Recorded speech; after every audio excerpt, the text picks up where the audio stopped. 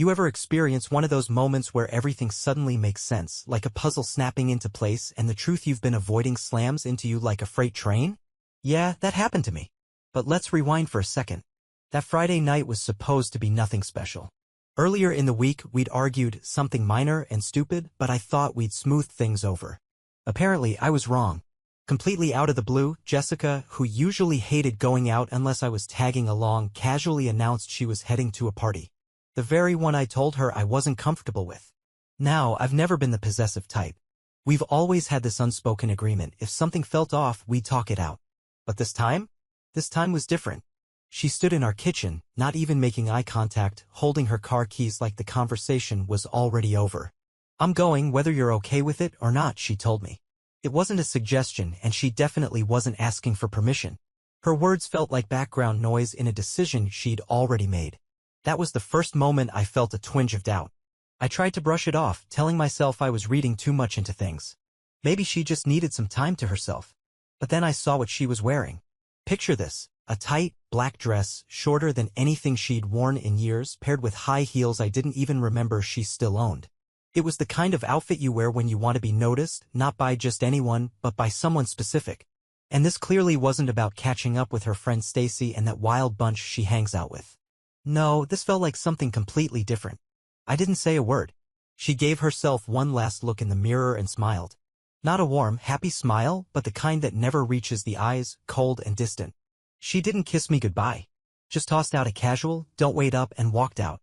I spent the rest of that night pacing around the house like some kind of fool. Something deep inside me wouldn't let go, a heavy, anxious feeling that settled in my stomach like a stone. Still, I didn't reach out. No calls. No messages. If she wanted space, she could have it. I wasn't about to chase her. Around midnight, I found myself replaying our recent conversations over and over. Little things started standing out. Had she seemed more distant lately? Yeah, maybe. Less affectionate? Definitely. But the thing that really nagged at me was how smooth her stories had been. Too smooth. Like they were practiced. Rehearsed. There was always a ready-made answer for where she'd been or what she was doing, and now, thinking back, something didn't sit right. The silence around me got so loud I didn't even notice I was holding my breath. I picked up my phone, thumb hovering over her contact, but didn't press call. The clock showed 1:30 in the morning.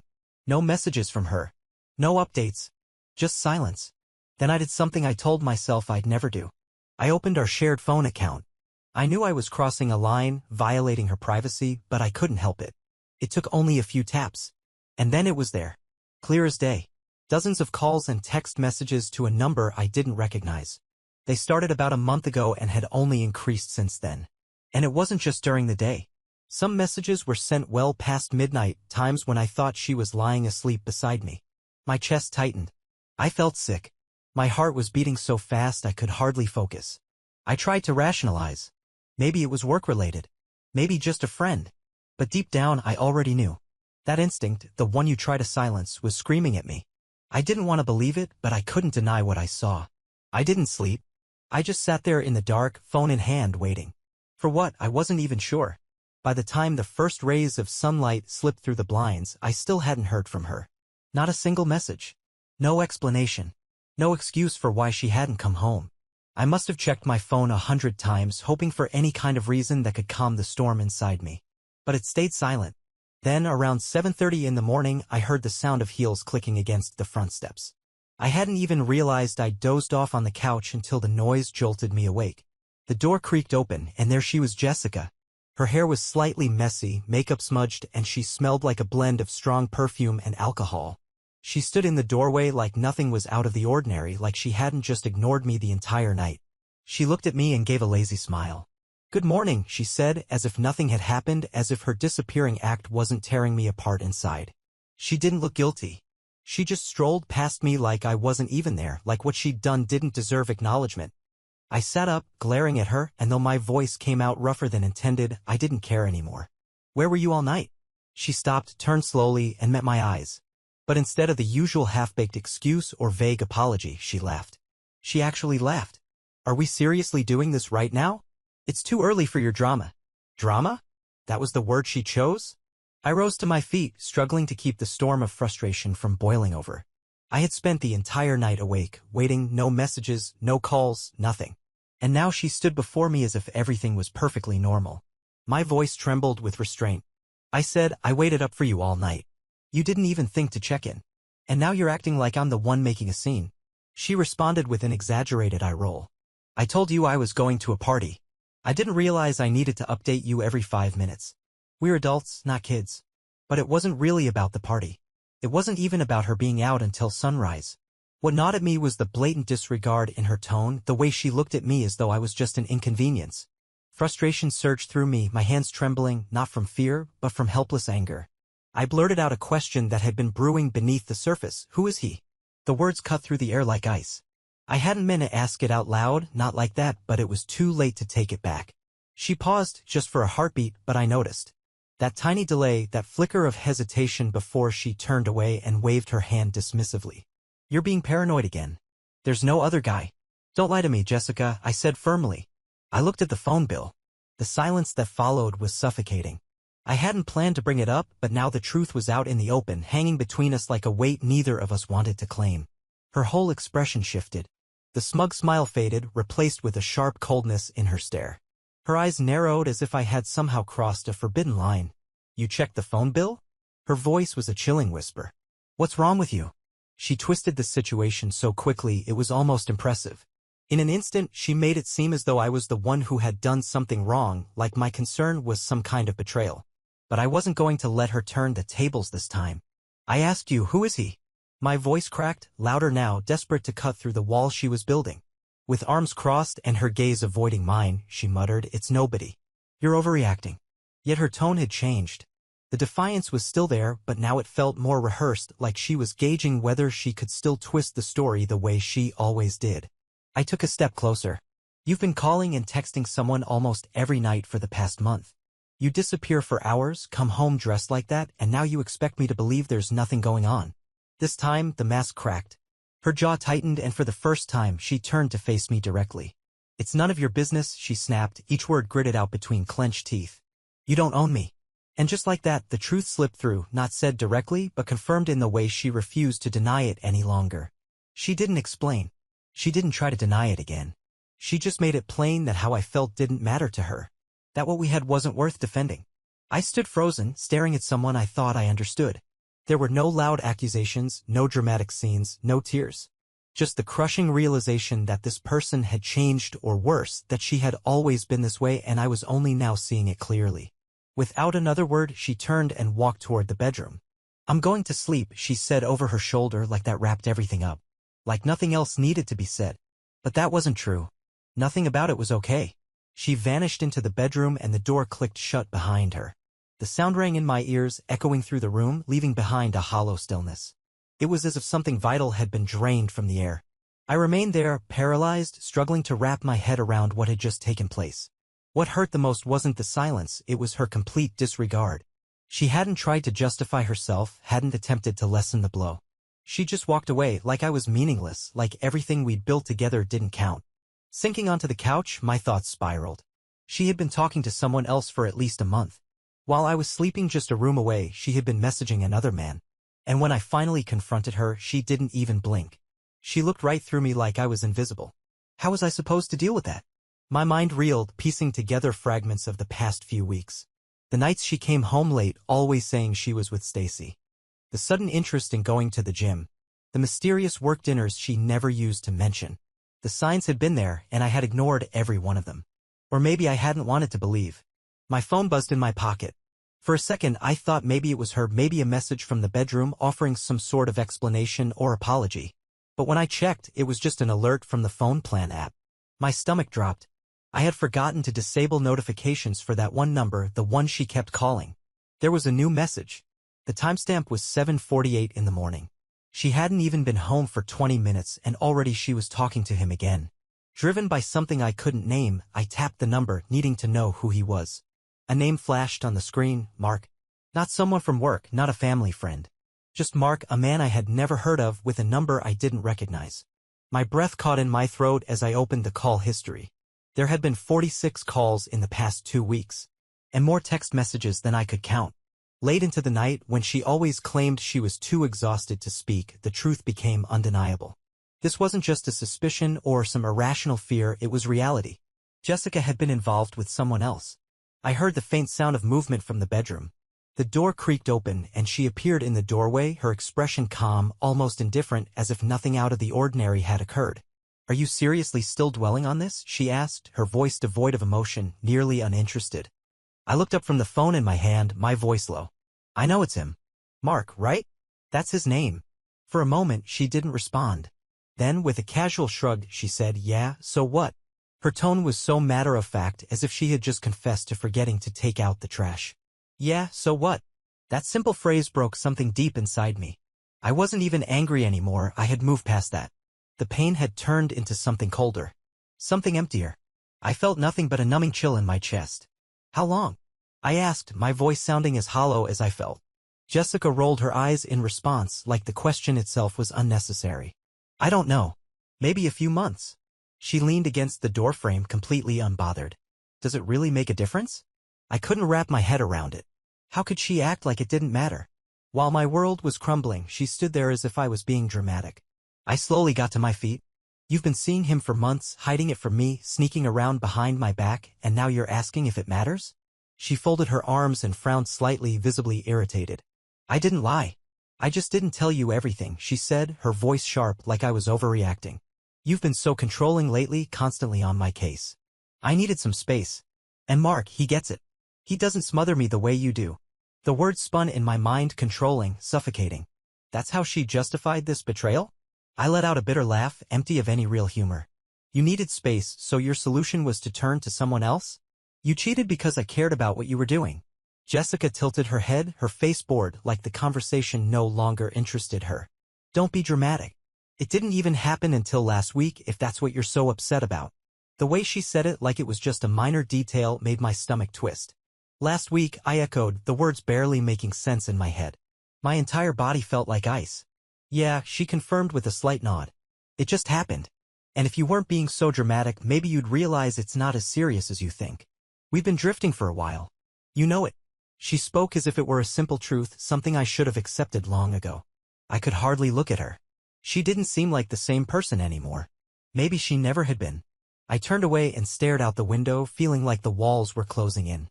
I couldn't stay in the same room with her any longer.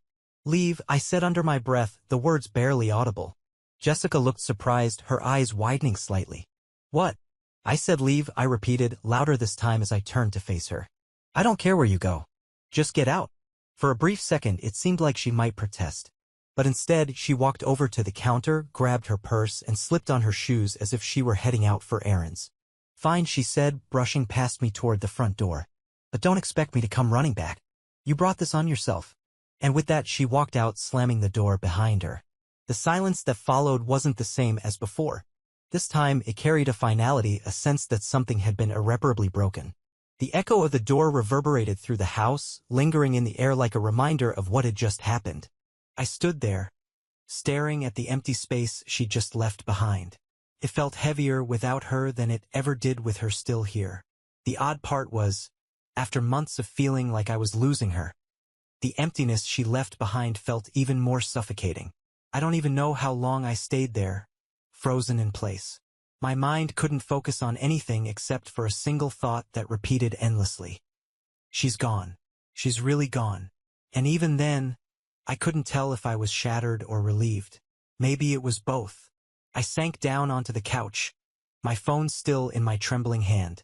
Her name and marks still lit up the screen from recent calls, as if mocking the reality I just stepped into.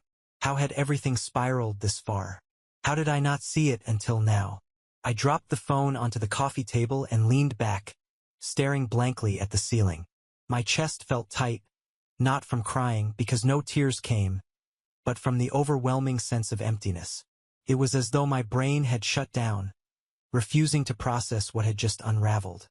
I wanted to be furious. I wanted to yell, smash something, anything to release the storm building inside me. But I did nothing.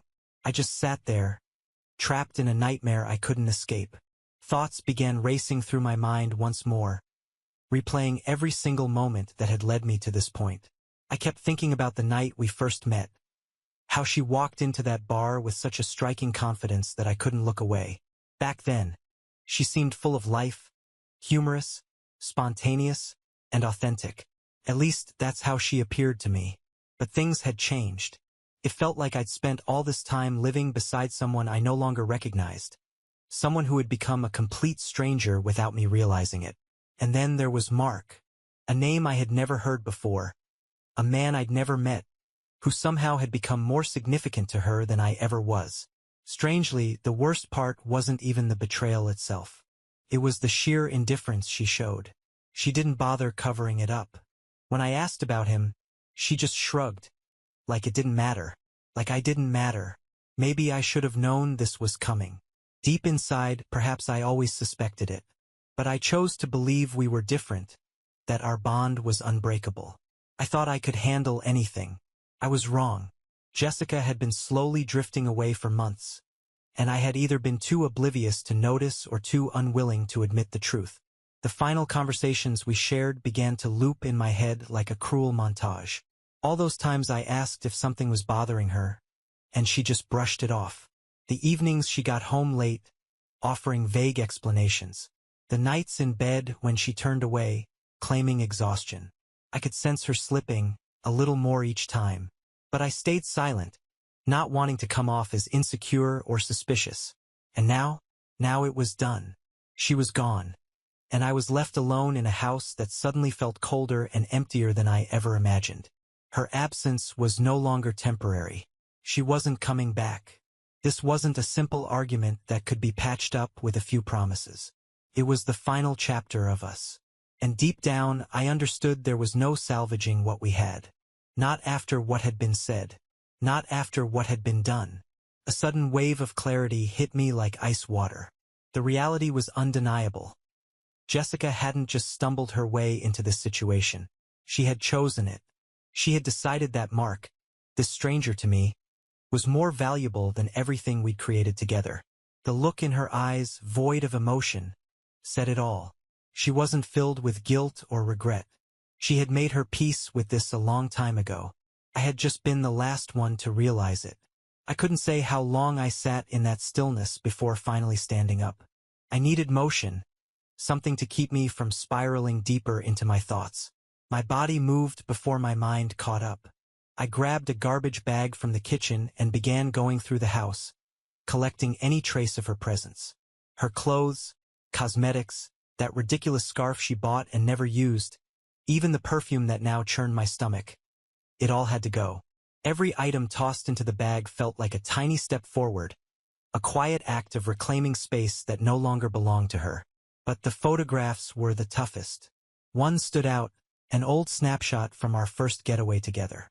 We were grinning at the beach, full of hope, like nothing could touch us. I stared at it for what felt like ages before finally tearing it apart. We weren't those people anymore. She had changed, and so had I. I kept going until there was nothing left. The silence afterward was almost too loud. The rooms echoed with an unfamiliar emptiness, each corner more lifeless than the last. But at least she wasn't here. I didn't have to keep pretending. I didn't have to force a smile or hold on to false hope. I could finally stop pretending everything could be fixed. Sitting back down, drained, a new thought crept in. What now? I hadn't even begun to consider the next step. It felt like the foundation of my life had been ripped out and I was still tumbling through the void, uncertain when or where I'd land. But one thing was certain: I wasn't going to sit around hoping she'd come back with apologies and regret. She'd made her decision, and I wasn't going to be anyone's second choice anymore. She may have believed she could leave me broken, but I refused to give her that victory. I had no clear plan ahead. Maybe divorce was the next chapter. Confronting Mark crossed my mind, but what would that accomplish? Would I really gain anything from asking him why he stepped into my life and shattered it? Probably not.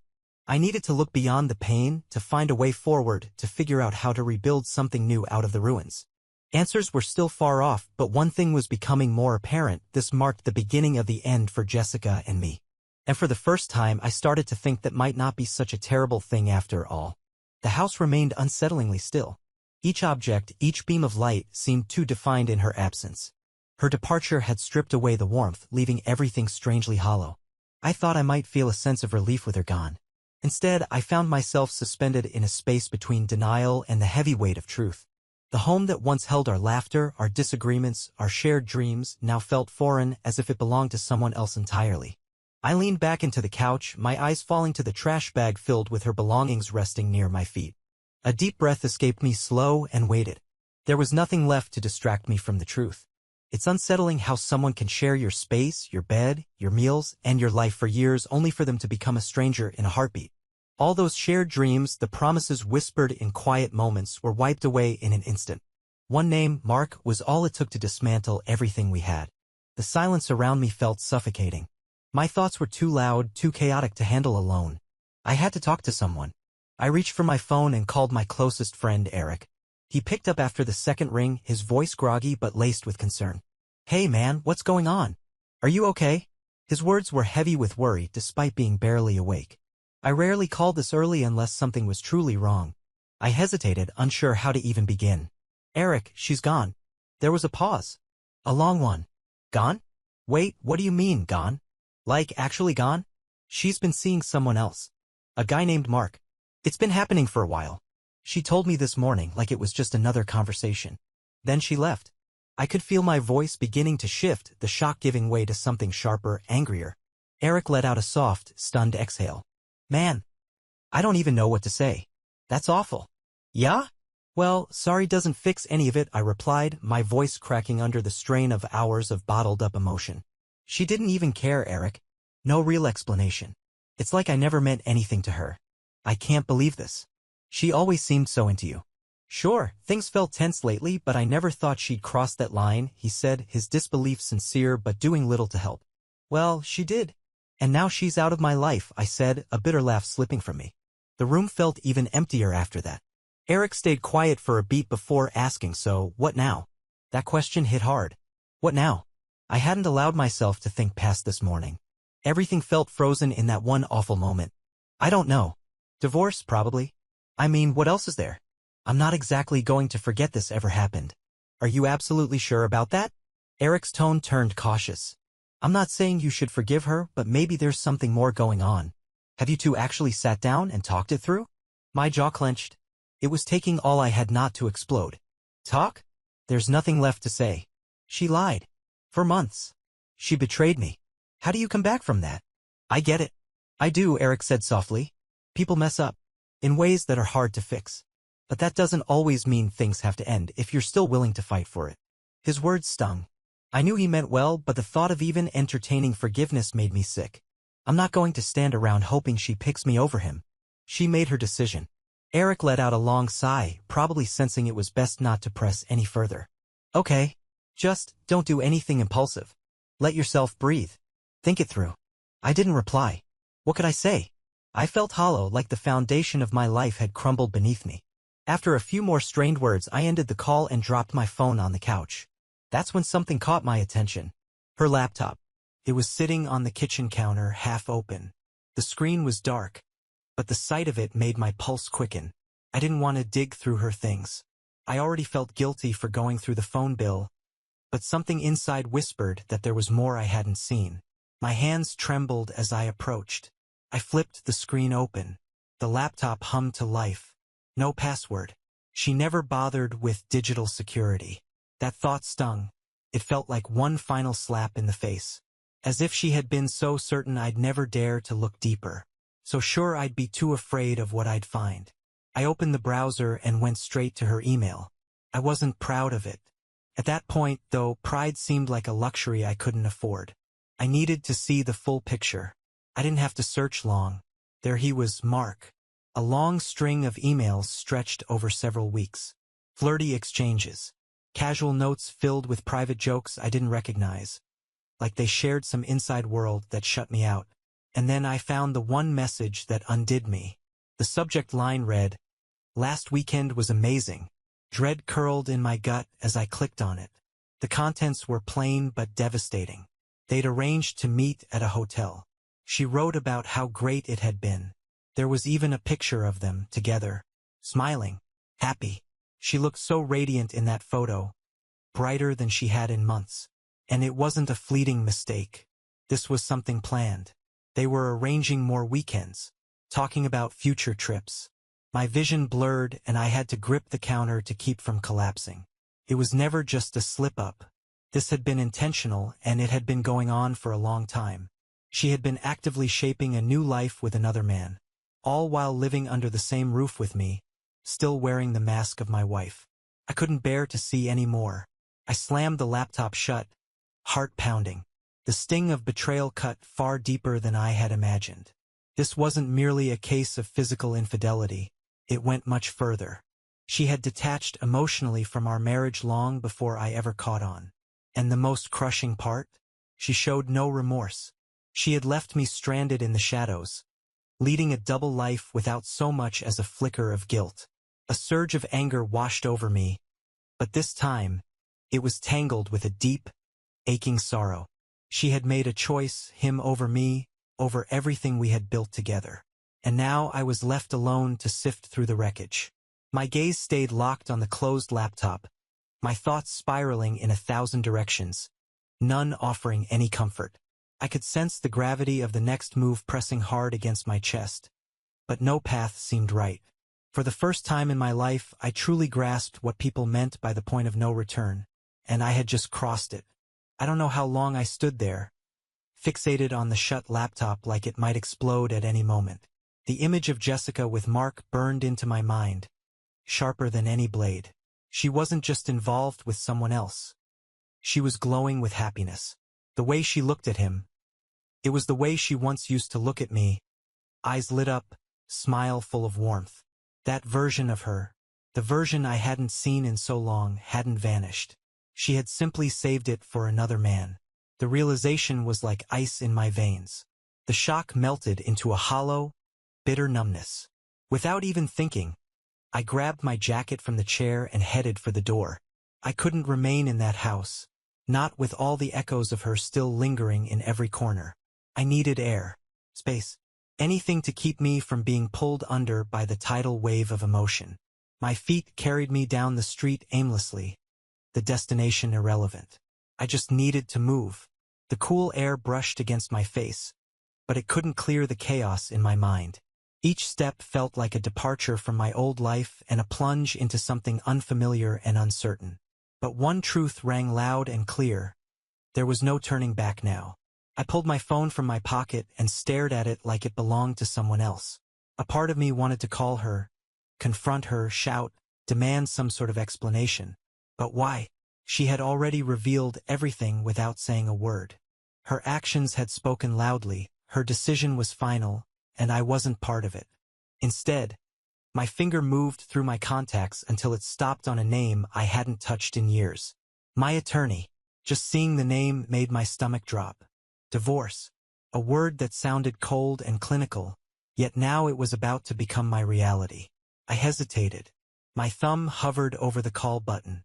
Dialing that number meant no more illusions, no more telling myself this might be temporary. Fixable. Then I thought about the messages, the hotel bookings, the future plans she had made, with Mark, not with me. This wasn't a mistake or a moment of weakness. She had been planning a life that no longer included me. The fire of anger returned. More intense this time, and I pressed the call button before I could change my mind. The phone rang twice before a familiar voice answered. "Hey Greg, it's been a while. What's going on?" Just hearing my lawyer's voice made everything feel that much more final. Still, I forced myself to respond. "David, I need your help. It's about Jessica. I want to file for divorce." There was a brief silence on the other end before he spoke again. "I'm really sorry to hear that. Are you completely sure? This isn't a decision to make lightly."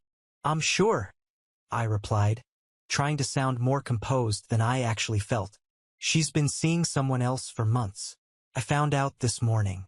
There's nothing left to fix." David didn't question me further. "Okay, let's meet at my office tomorrow and go through the next steps. I'll need some details from you, so we can begin the process."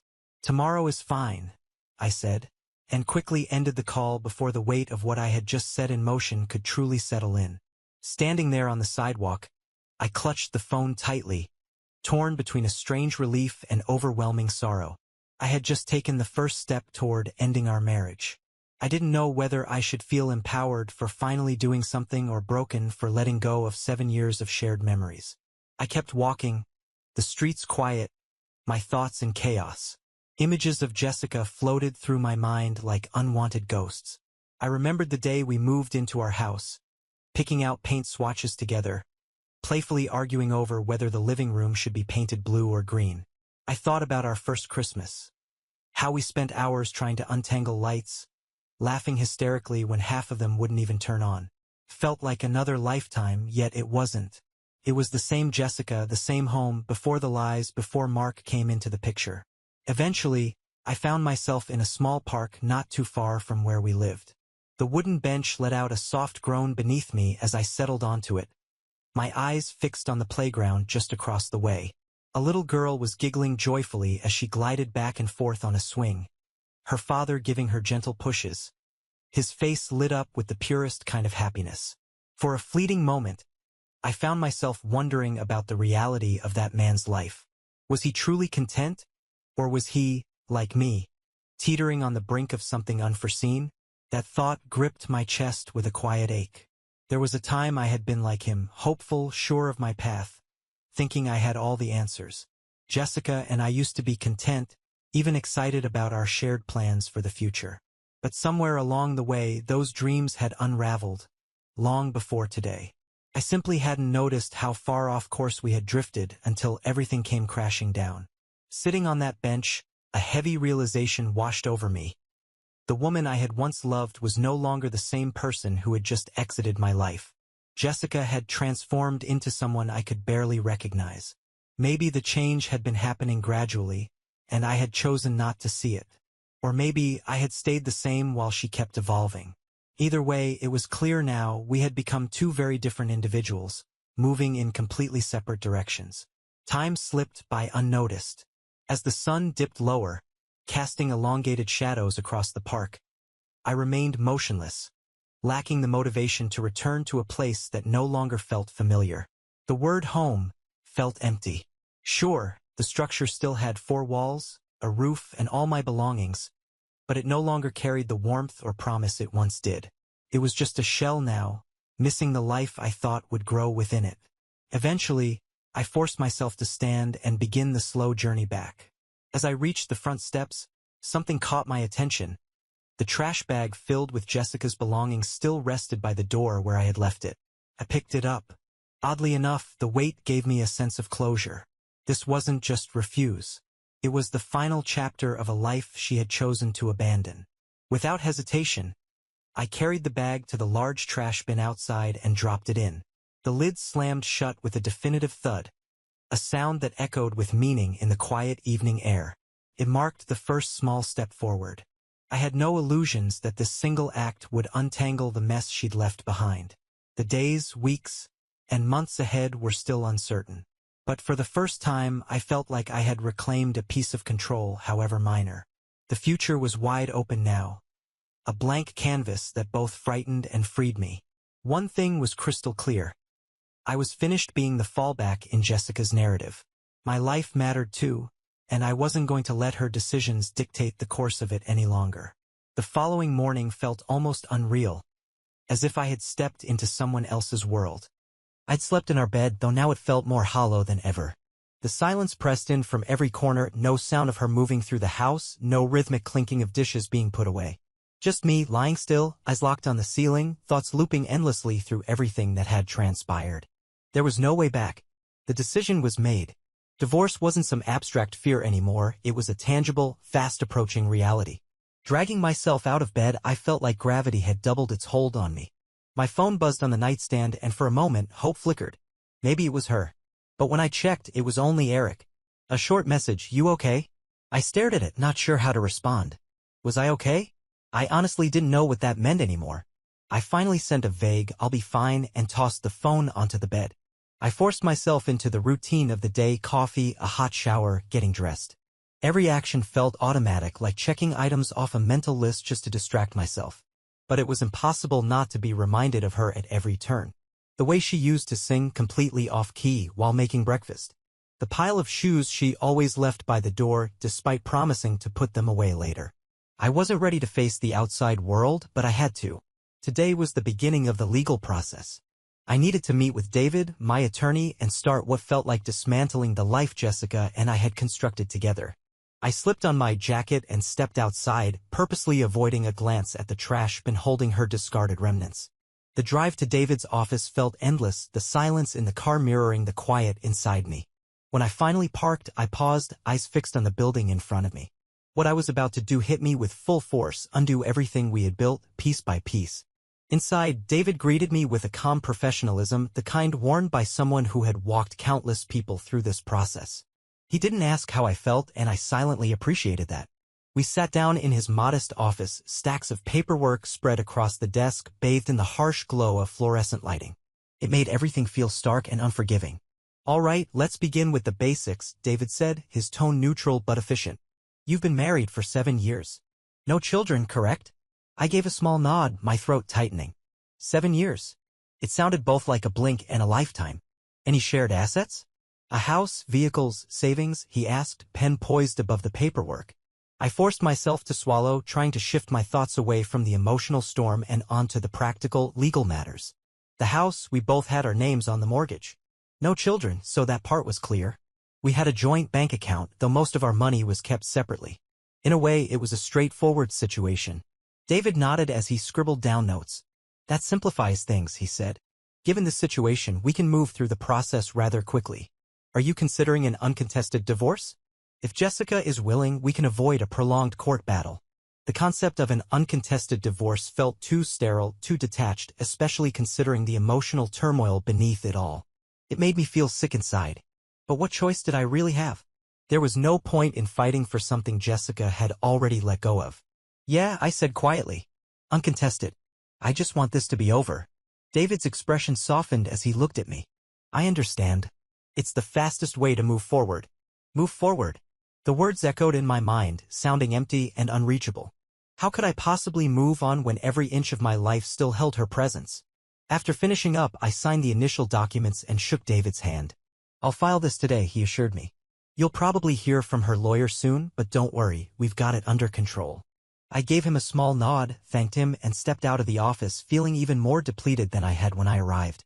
The legal process was in motion, but emotionally, the damage was only beginning to unfold.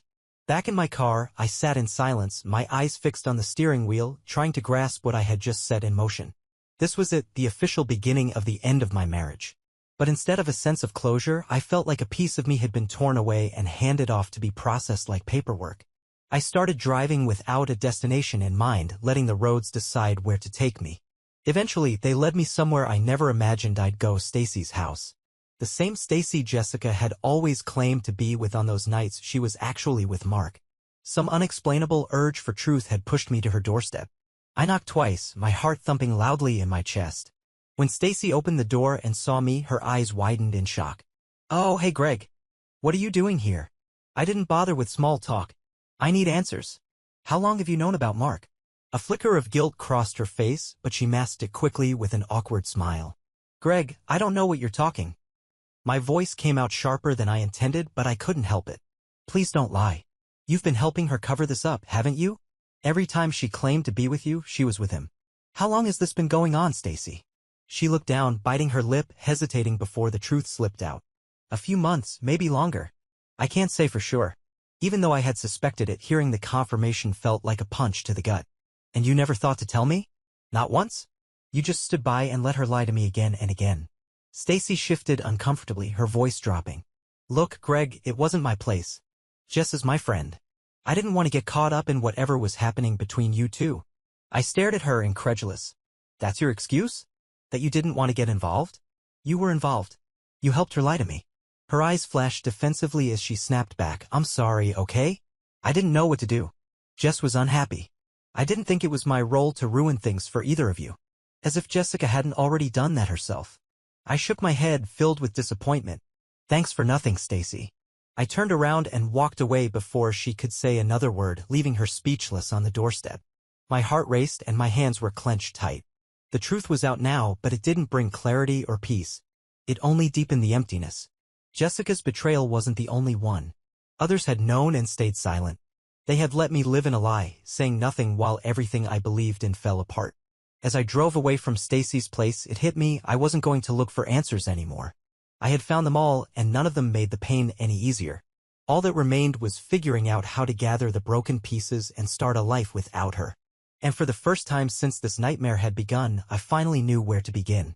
By the time I returned home, the sun was beginning to dip below the horizon, casting long shadows across the front lawn. Everything seemed changed. Maybe it felt lighter, or maybe I was just finally numb. That kind of numbness that smooths out the sharp edges of pain like a fog settling in. I stepped through the front door and closed it gently behind me, letting the quietness embrace me. It wasn't the oppressive silence I'd grown used to, it was the kind that follows when a final decision has been made. The pain of Jessica's betrayal, Stacy's involvement, and the looming divorce hadn't vanished, but now it felt like a weight I was beginning to comprehend. It no longer crushed me the way it once did. I stepped into the living room and looked at the exact spot where Jessica had stood earlier that day, her expression blank, distant. Her presence still clung to that space like a shadow, but the sting had dulled. I was done chasing after ghosts, done trying to find meaning where none existed. My phone buzzed in my pocket again. I hesitated, assuming it was just another hollow message or a vague attempt at comfort from someone who didn't really understand. But when I glanced at the screen, a name stopped me: Jessica. Her message was simple: "Can we talk?" Reading her words, a mix of feelings surged through me: anger, confusion, maybe even a trace of curiosity.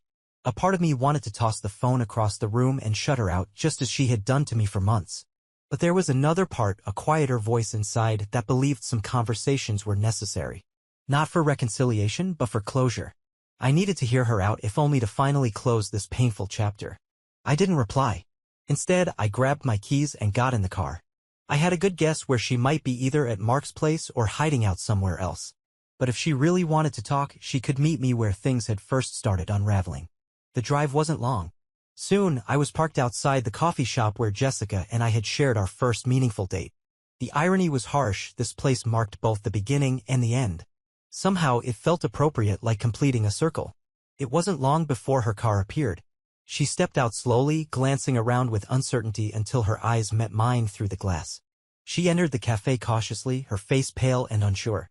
I couldn't tell what she was hoping for: forgiveness, understanding, or maybe just a chance to explain. Whatever it was, I wasn't ready to offer it. She sat down across from me, eyes searching mine, and finally spoke, her voice lower than it had been in months.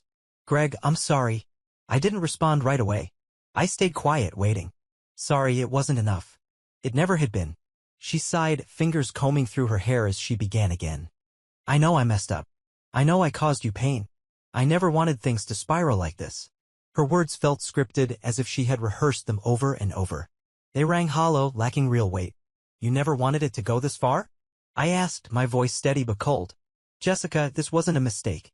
You lied to me. You were unfaithful for months, and you stopped even pretending to hide it. You stopped trying altogether." She looked down, unable to meet my gaze. Guilt flickered in her expression. "It wasn't supposed to turn out like this. Mark, it wasn't serious at the beginning. I didn't even fully realize what I was doing. I felt stuck, Greg. Disconnected from everything. From you. And there it was, the excuse I knew was coming. Her explanation meant to tie it all together neatly. But nothing she could say would justify what had already happened. Disconnected? I repeated, numb. So instead of talking to me, you turned to someone else? You couldn't even bring yourself to tell me how you felt. Jessica finally looked up, desperation in her eyes. I didn't know how. You've been distant too, Greg. We both have. It's like we were living side by side, not together, even before Mark entered the picture. I thought maybe if I did something just for me, I could find clarity. Her words struck a nerve, not because they were true, but because they confirmed what I'd been avoiding. She wasn't sorry for the damage, she was sorry because she had been caught. I leaned in, locking eyes with her. You didn't do this because of distance, Jessica. You did it because you made a choice. You wanted something different. And instead of fighting for what we had, you let it all fall apart. She winced but didn't argue. She couldn't. The truth was out and we both saw it clearly. I came here thinking maybe we could talk, she said softly, her voice trembling. Maybe we could figure something out. Figure something out? I echoed, disbelief in my tone. Jessica, there's nothing left to fix. You ended our marriage. I've already filed for divorce. Her face turned ghostly pale, and for the first time real fear appeared in her expression. Divorce? Yes, I replied with quiet certainty. Divorce. This is the end, Jessica. You made your decision. Now I've made mine. She stared at me, her lips parting as though to protest, to offer a last-minute plea that might change everything. But there was nothing left to say. She had chosen her path and now she had to walk it alone. The silence between us became unbearable, thick with finality. Her eyes were glassy but not a single tear fell. She wasn't crying because she had lost me. She wept, overwhelmed by the shock that I had been the one to leave first. After what seemed like endless minutes, she slowly rose to her feet. Her voice trembled as she murmured that she never wanted things to end this way. I gave a small nod and stood as well. I felt the same. This wasn't how I envisioned our final moment. Yet, this was our reality. Without another glance, she turned around and quietly walked out of the coffee shop, vanishing into the darkness beyond the glass door. I stayed behind, watching her silhouette fade into the night, a strange yet calming sense of finality settling within me. This was truly the conclusion of our story. For the first time in many months, I could finally exhale without feeling the heaviness in my chest. The pain, the deception, the fury, they were all still lingering, but they no longer held me hostage. I had reclaimed my sense of self, and although the journey ahead would likely be challenging, at least it was a path I could call my own. As I stepped outside into the crisp evening air, a realization struck me with surprising clarity. This wasn't just about parting ways with Jessica. It was about rediscovering who I was beneath all the hurt. That, more than anything else, mattered the most. Because in the end, the one person I truly needed to forgive wasn't her, it was myself, for allowing her to take so much from me for such a long time. And now finally I was free.